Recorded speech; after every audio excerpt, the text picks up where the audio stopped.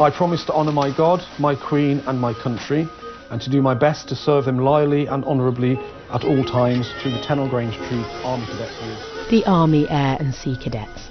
Youth organisations where nearly 130,000 children in Britain seek fun and adventure.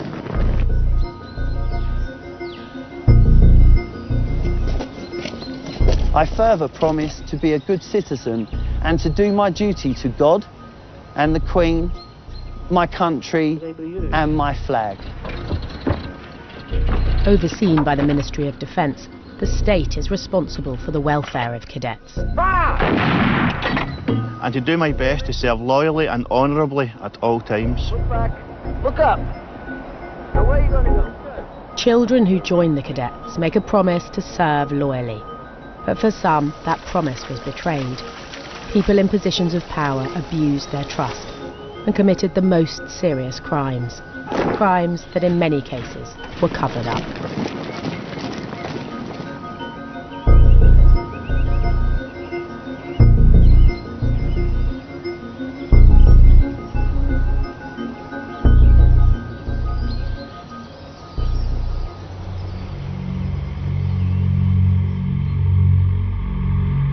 Stuart was an air cadet in the 1990s.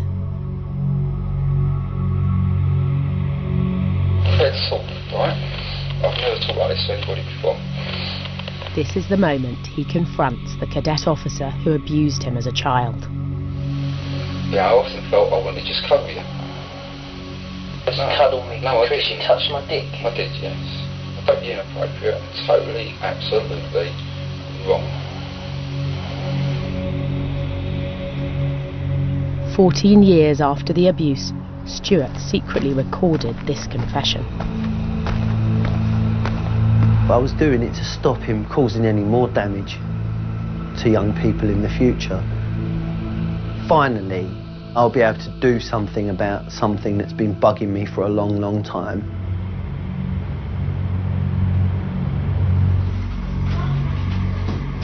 Today, Stuart has come to see lawyers David and Rebecca, who are trying to uncover the extent of abuse within the cadets. Hey Stuart, how you doing? Good to see you again. They're pursuing a compensation case against the Ministry of Defence for what happened to Stuart. The man Stuart had confronted was Chris Day, the commanding officer of his air cadet unit in Woodford, Essex. Day abused Stuart on a cadet trip when Stuart was 15. More than a decade later, Stuart went to see Chris Day with a hidden recording device. I went straight down to where he worked. He came out of his office and he went white as a ghost. And then he said, "Not here at my work, please, please, please," and started begging. So I said, "Come back to my house, come and see me, we have to talk."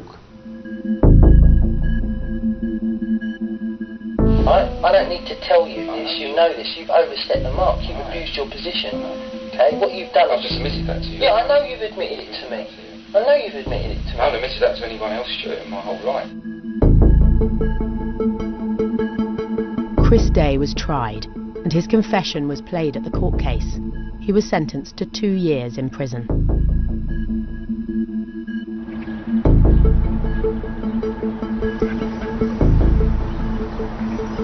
Stuart's story is not a one-off. For the last 7 months, Panorama has been investigating sexual abuse within the cadets. Repeatedly, across the country, we found a pattern of senior members of the cadet forces who knew abuse was going on, but didn't report it to the police.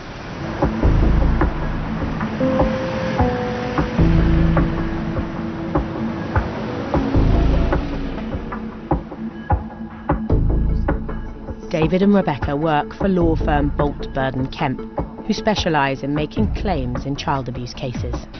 I think when we received our first instruction to bring a claim against the MOD for abuse in the cadets, at the time there was no real way to know that this was going to be on the scale that it is today, but slowly and gradually more and more clients have come forward to us seeking help to hold the MOD to account, and I can only see that rapidly increasing in the future. I have absolutely no doubt that the abuse in the cadets will mirror the other scandals, like the Jimmy Savile case, like abuse in the Scouts, like abuse in the Catholic Church.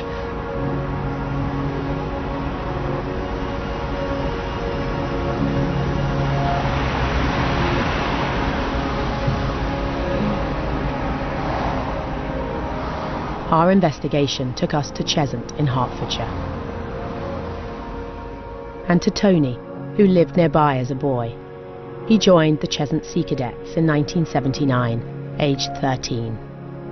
He was quite a quiet boy. He liked his motors and all that when he was little, and then as he grew up, my dad had been in the Navy and he was very interested in that sort of thing.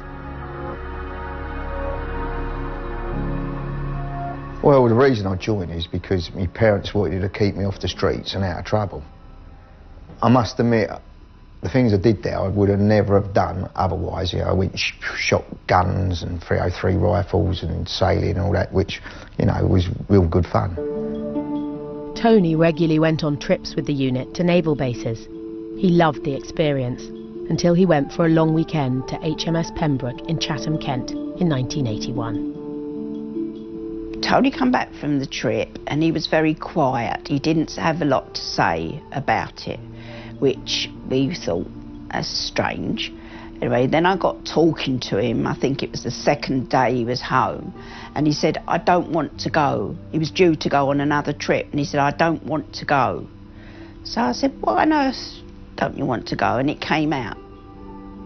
This is the first time Tony has spoken to anyone about this outside his close family. I was away on a trip where I was in a mess hall where about, 20, 30 kids in it, and one night, obviously there was a sensation there. I woke up and there he was. I think he was actually crashing down by the bed, and then he stood up as soon as I woke up, and so I looked down and I was exposed, and there was no doubt in my mind that, he was touching me. No doubt in my mind whatsoever.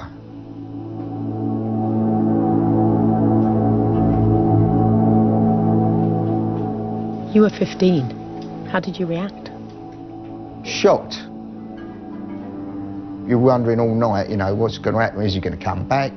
What'd you do? Where'd you go?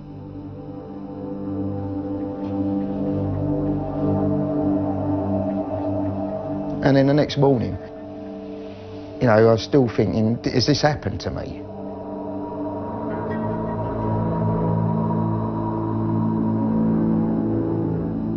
The man in question was Alan Waters, then aged 33.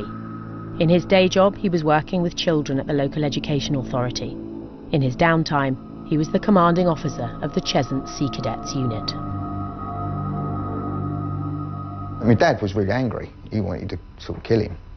My husband was absolutely distraught. He went out in the car looking for where Waters lived, and thank God he didn't find him, because if he had, I think we would have ended up being in trouble.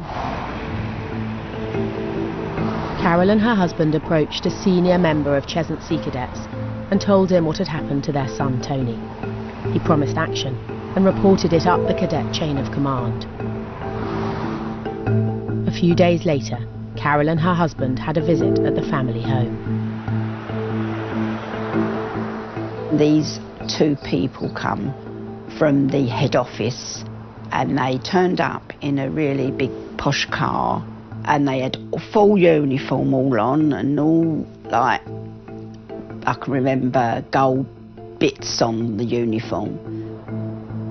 The men who came to the house completely accepted Tony's allegations, but said they wanted to deal with the matter internally. We was ready to go to the police, and they convinced us that we should not go to the police. They tried to explain to us that if we went to the police, that the Sea Cadets could be stopped, and therefore it wouldn't do the children in the area any good, because it does keep the children off the streets and that. So I was really put in the position of What do you do? It became clear that other parents also had concerns about Alan Waters. They were all invited by Sea Cadet officers to Cheshunt Cadet Base. Waters wasn't present at the meeting. There was other parents there as well, and it came out what he'd done to other boys.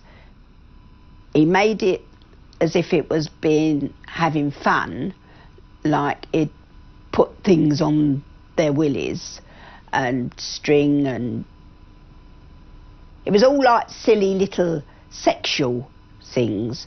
And between us parents that was there, we had to decide what we was going to do. And it was decided that he would be dismissed from Cheshunt and not work with children anymore if we didn't go to the police.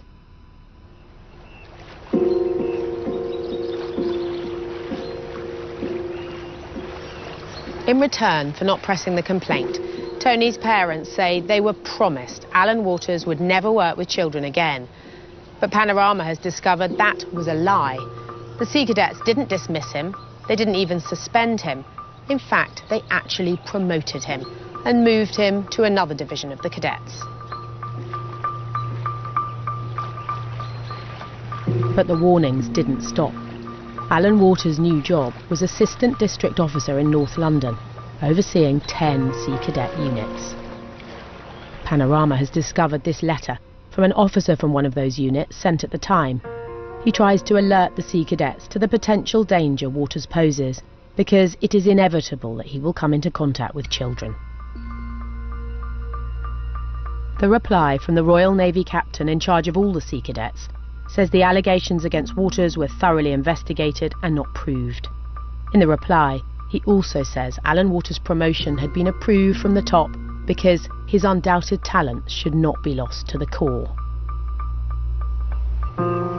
It appears that Cadet High Command disregarded Tony's allegation and the concerns of other parents and allowed Alan Waters to continue having full access to children.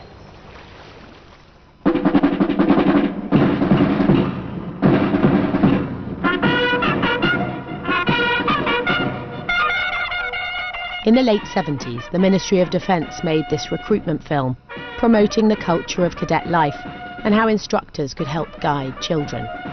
In many cases, young cadets came from deprived backgrounds. Their welfare was entrusted to the care of cadet staff, all volunteers with day jobs. For difficult or distressed youngsters coming in, they can immediately identify and feel secure. Here's a family setup, if you like. They know what's required of them, they know what we want to do. I think immediately, you know, they've got this feeling of security.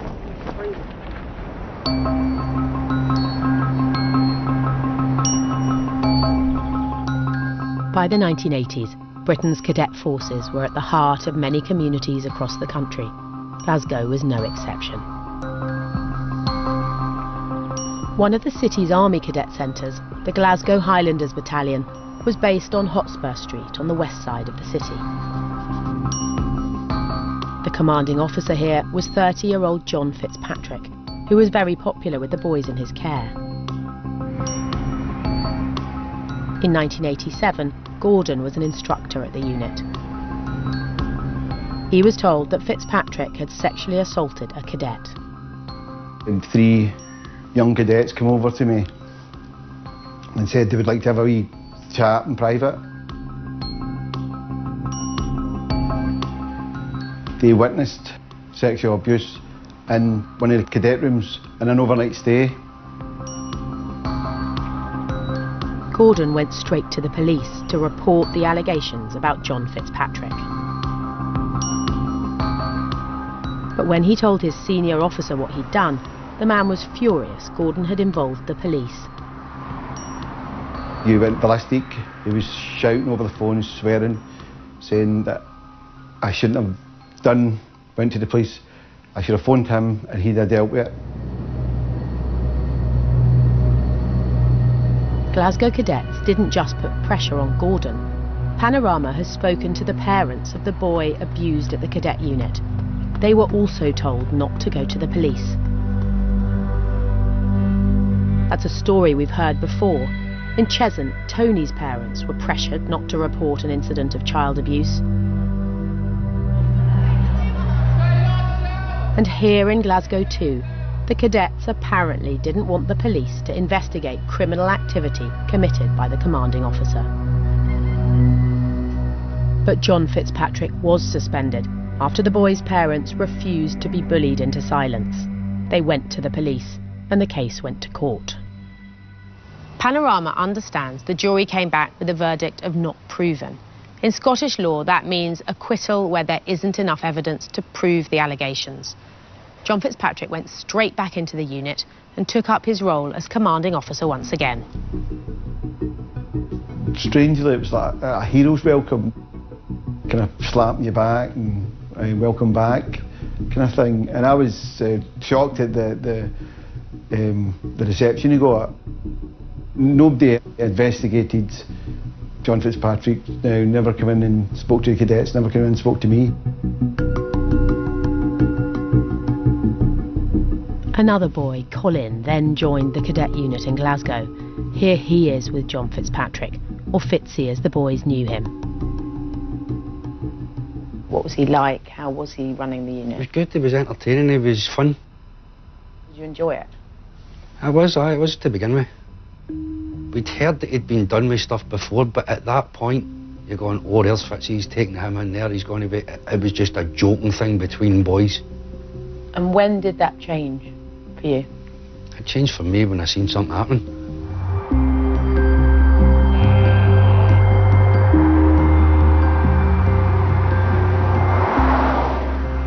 One night, Colin was sleeping in a van on the roadside with John Fitzpatrick and another boy on a cadet trip.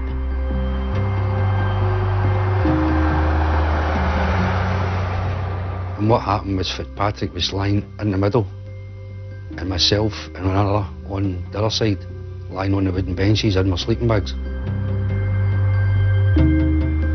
And what did you see? So I just happened to wake up, and as I happened to wake up, I turned round, Fitzpatrick was sitting up, and I could see the two fingers doing this and masturbating the other boy. And at that point, I turned back round and I grabbed my sleeping bag.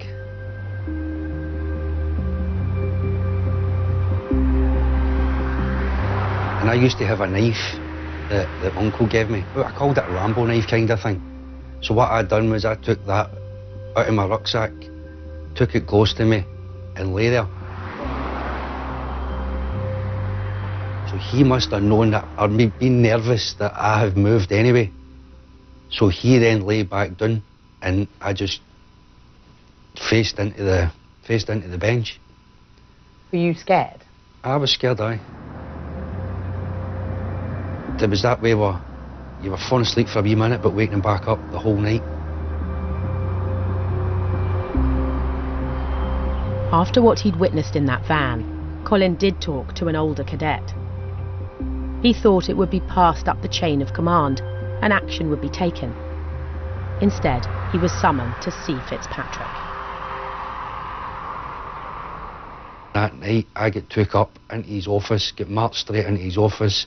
He asked me whether I was spreading any rumours about him. I denied all knowledge. And after that, did you feel able to tell anybody else, or did you just stop talking about it? I stopped talking about it. John Fitzpatrick stayed in charge of the unit, and scores of other boys were under his care for years. The secrets of what happened in Glasgow in the 1980s remained untold for decades.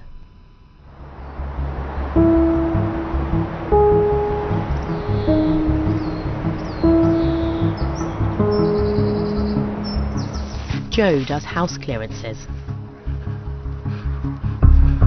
A few years ago, he got a call to clear out a flat in a tower block on the east side of Glasgow. I got a phone call to go to a block of flats over at a side of the city that I don't normally go to. I don't normally get many calls, but with the internet, you can get a call to go anywhere.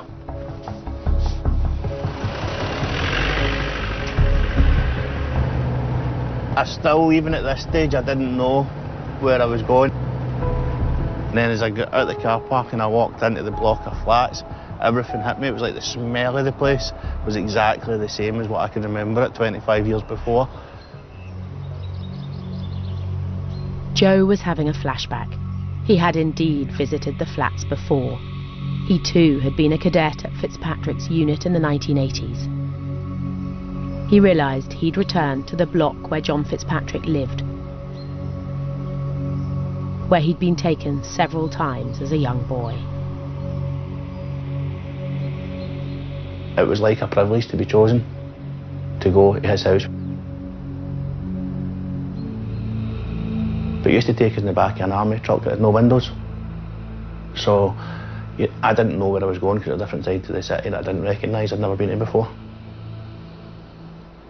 I'd heard about the nights where you get to play computer games and it gets you drunk and you're allowed to drink, and it kind of felt kind of grown up.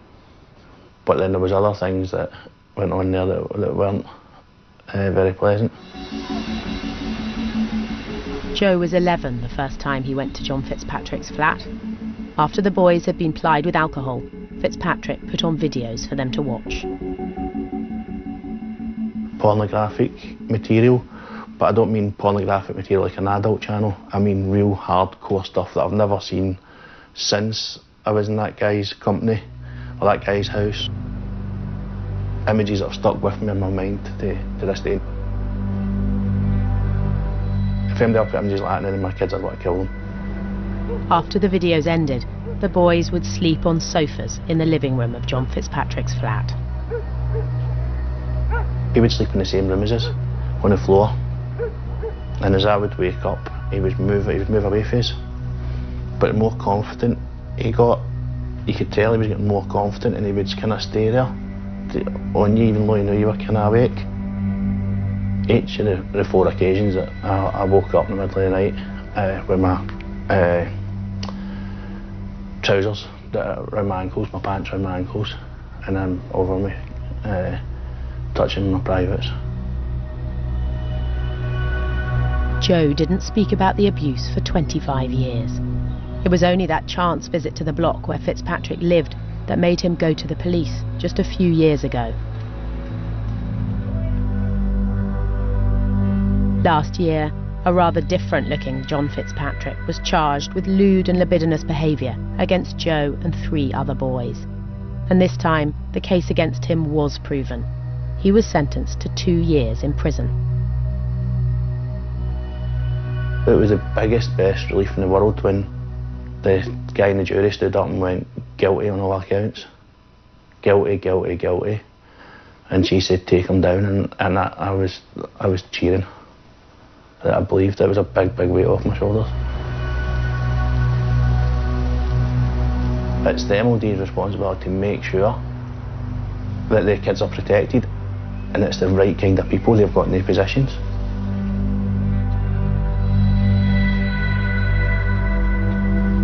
He worked, I don't know, say a decade in there. They must have hundreds of kids that went through at the same age, 11 to 13, 12 to 14. There must be so many more that could be out there that he's been sexually abused. The abuse Joe suffered has had a significant impact on his life. You'd forget it for years, weeks, months, and then it would hit you, bang.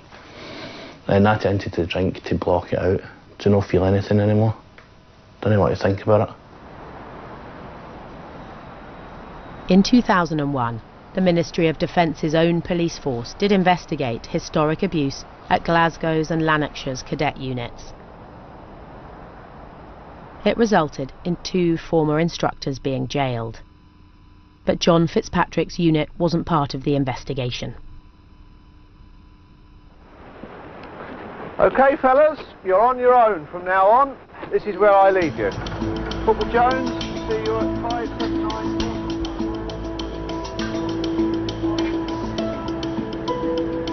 Joe is travelling to London for a meeting with lawyers David and Rebecca to discuss whether he has a financial claim against the Ministry of Defence.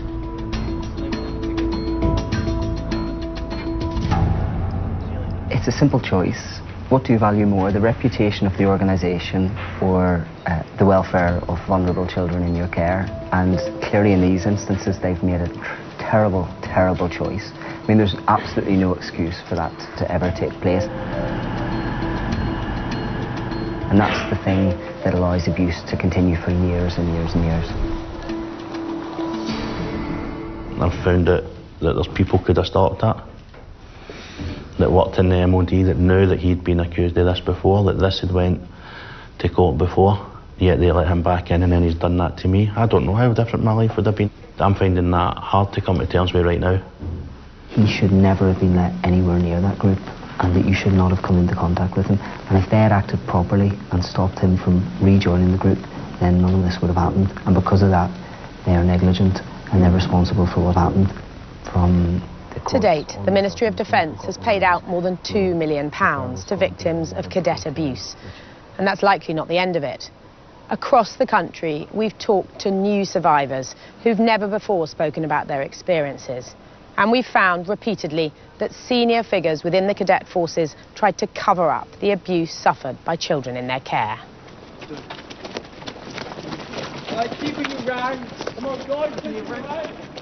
Was there anything about the cadet force that made child abuse more possible?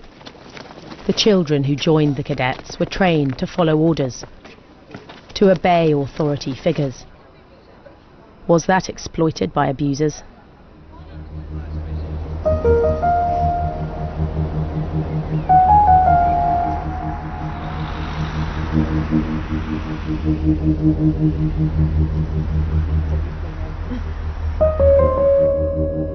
Martin was an army cadet at Tennell Grange in South Birmingham. His commanding officer was Brian Leonard.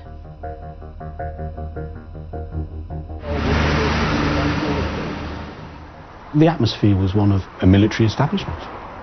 You learn very quickly to obey orders. You learn very quickly to do as you're told and not to question.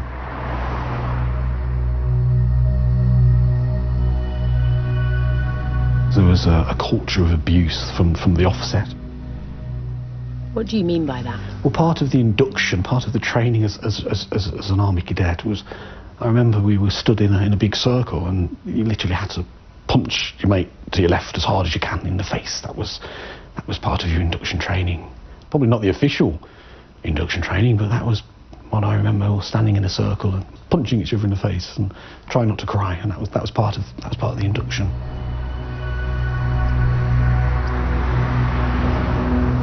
Was anyone aware what was happening to you?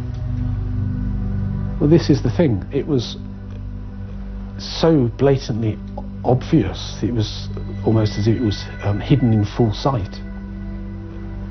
We were systematically abused and raped repeatedly over many years.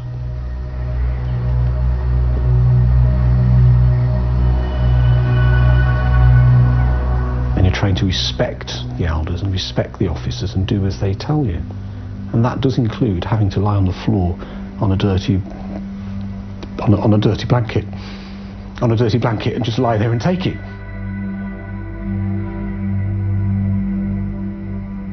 You just follow the orders. Just do as you're told. Do as you're told. Lie on the floor and take it like a boy. Otherwise, you know, you're not made of strong stuff if you don't lie there and take it. Just take it like a man.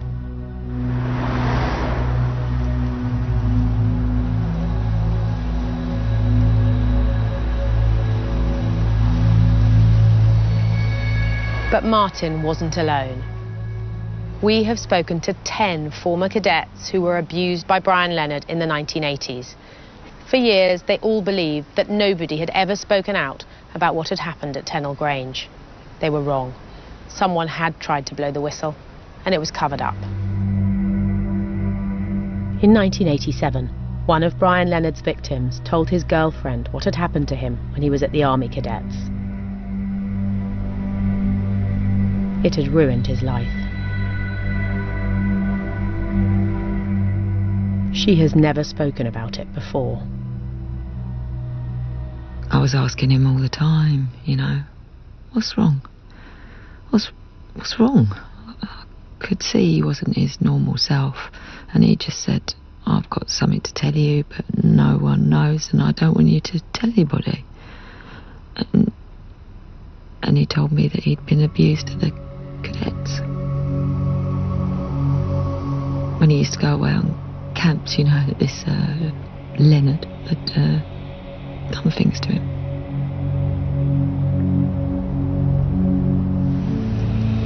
Sarah went to Tennell Grange to find Brian Leonard. She wanted to confront him about what he'd done to her boyfriend.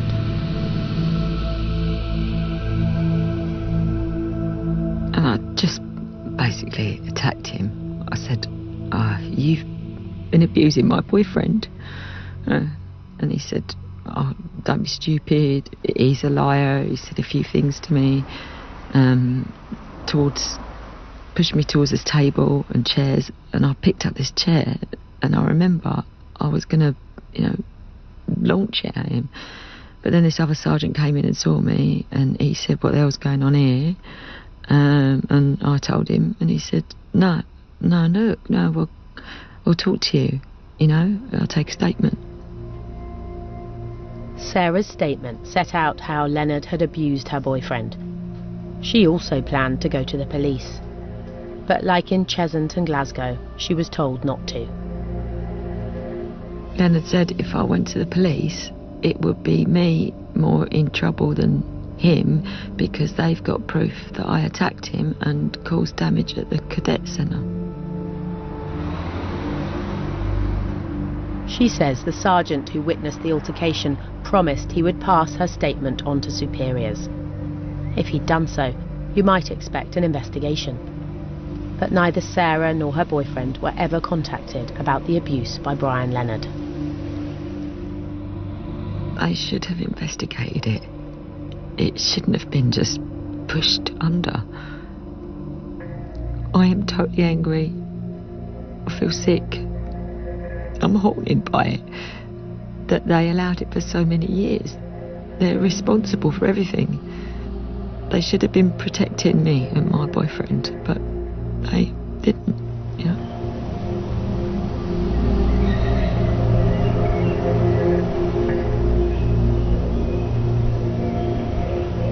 The Army Cadet Force had the chance to stop Brian Leonard, but they failed. At least one of the people we have spoken to was abused after Sarah had attempted to raise the alarm. This is a pattern we've found repeatedly during our investigation, of cadet officers failing to help victims when faced with allegations against one of their own.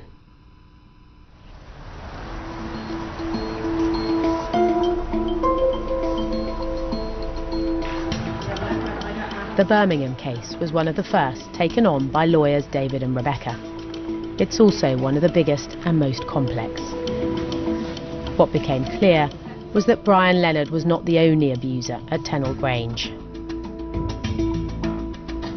When we first took on the Birmingham case, it quickly became apparent that the problem the MOD were facing with regards to the abuse in the cadets was potentially huge. We started off with one client and then grew up to 8 or 9 clients, and this is a case involving more than one abuser who was committing child sexual offences over decades.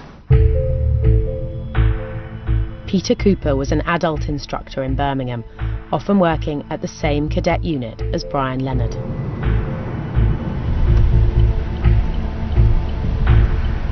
Robert had joined the cadets at the age of 12. And this is where they used to bring us on a regular basis in their vehicles and abuse us.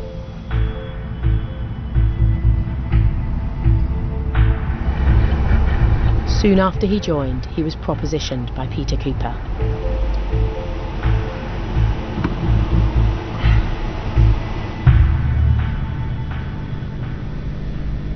I remember one of the times working we had like a small kitchen area where you would make coffee and stuff for break time. And I was working in there, and Peter Cooper came in and he said to me, I'm going to have something off you by the time you're 16. Did you know what he meant? No, not at that time I didn't, but I think it became pretty clear within a very short space of time what he did mean.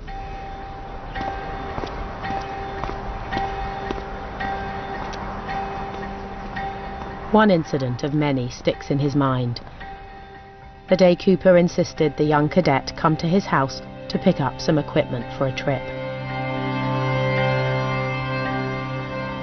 And he started to touch me, and then he took me into his kitchen and raped me in his kitchen.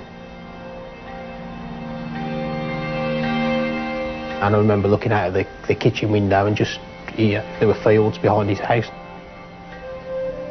I was just looking at this fence in his garden, just transfixed on points to hope it would finish quickly. Just a feeling of, you've got no power to fight it, you're a child, there's nothing you can do about it.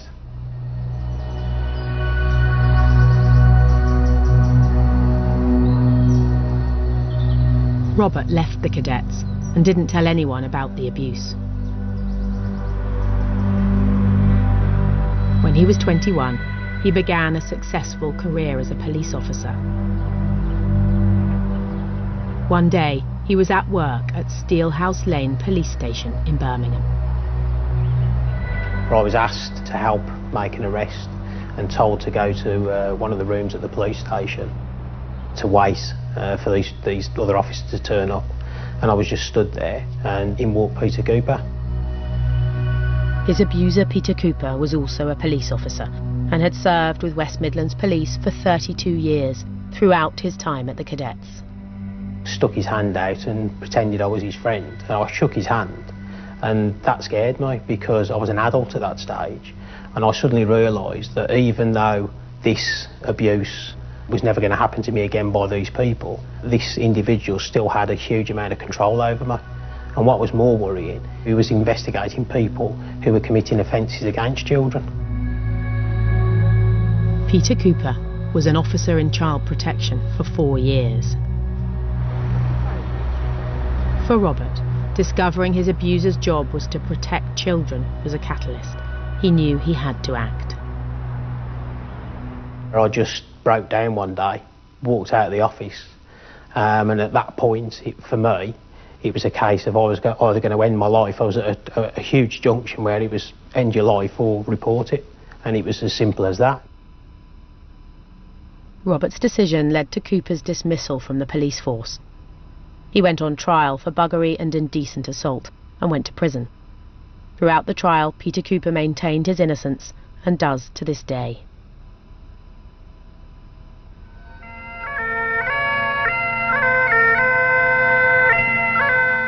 You see a cadet coming in, he seems like any other boy, and within a few months he seems to have developed a great deal. He knows exactly where he's placed. He says, right, here I am, I'm a recruit. Now if I do so-and-so and so-and-so... I think that the uncovering of this scandal around cadets is going to be massive. I'm glad that the spotlight is now being shone on that particular murky world. Parade and on! Eat with address. O God our Father, who has brought us together... Peter Saunders, founder of the National Association of People Abused in Childhood, was himself abused by priests as a boy.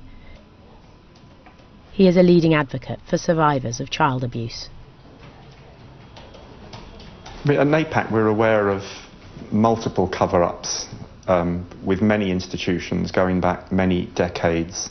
They're all extremely serious. Any cover-ups of this nature are extremely serious and need to be dealt with, and certainly need to not be repeated. And I think the cover-ups that are being exposed here are as serious as anything that we've heard of in the 20 years that NAPAC's been running. 3 of the abusers in this film have served time in prison. Chris Day from Woodford Cadets, John Fitzpatrick from Glasgow Highlanders, and Peter Cooper from Birmingham. All are now free.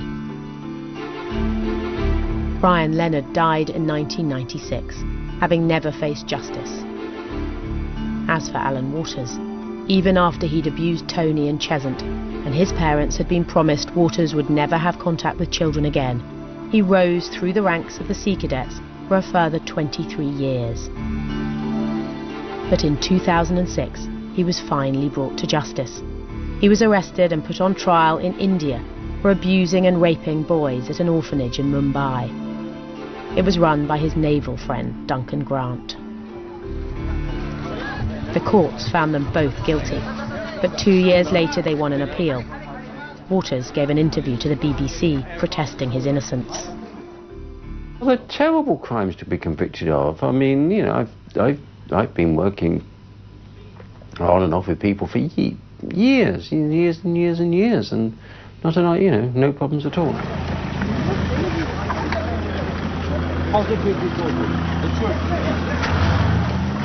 But sometime after that interview, the pair was sent back to prison by a higher Indian court. Protect the innocent and punish those who abuse them. That was the message from the Supreme Court as it overturned the Bombay High Court's acquittal of 2 men accused of paedophilia. Duncan Grant and Alan Waters, accused of one of the biggest child sex abuse rackets in the country, will now be sent to prison for 6 years, a vindication for the street children who managed to speak up against them. But could those street children have been protected if the Sea Cadets had acted differently, faced with Tony's allegations 25 years before?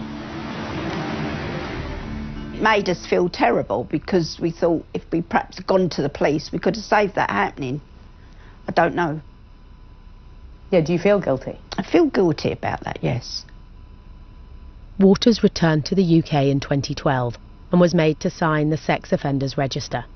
In March this year, he still held a title in a naval veterans organisation, Honorary Secretary of HMS President Retired Officers Association. In response to the Alan Waters case, a spokesperson for the Sea Cadets said, "The charity unreservedly apologises for any hurt or anger felt in regard to this case. It is not reflective of our organisation today. We now have a zero-tolerance protocol and a specialist team to enforce our policies and provide support. Our culture encourages our employees, volunteers and cadets to speak up, disclose and confront any issues." For decades, the cadet forces in the United Kingdom have welcomed hundreds of thousands of children into their ranks. But throughout the 1970s and 80s, a significant number of those children suffered from a culture of silence. A culture which, rather than tackle the abuse going on, tried to cover it up. It was a serious institutional failure. The Ministry of Defence told Panorama, "Child sexual abuse is an abhorrent crime, and we have robust procedures in place to protect cadets. This includes all adults who work with children undergoing mandatory security and background checks, rigorous disclosure procedures and regular safeguarding training. We encourage anyone who has been a victim or knows someone who has to report it to the police." For Martin, the abuse he suffered from age 12 completely changed the course of his life. I'll never really know who I should be or who I should have been. I got above average on the UK left United Kingdom Land Forces Cadet Leadership course. I was selected to join the Royal Marines. I was told I should go to Sandhurst and get a commission in the regular army, and I would get a commission in the regular army.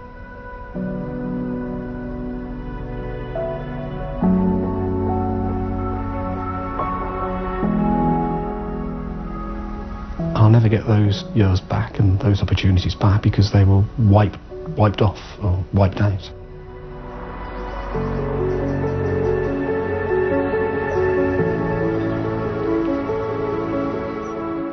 It's hard to know the extent of sexual abuse within Britain's cadet forces. Panorama has obtained previously unpublished figures from the Ministry of Defence, which show that in the last 5 years, they've been made aware of 363 sexual abuse allegations. 99 instructors have been dismissed.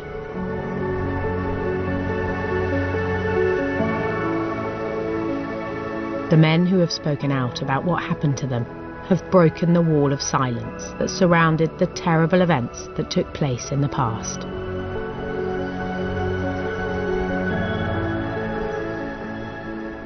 What we don't know is how many more are out there.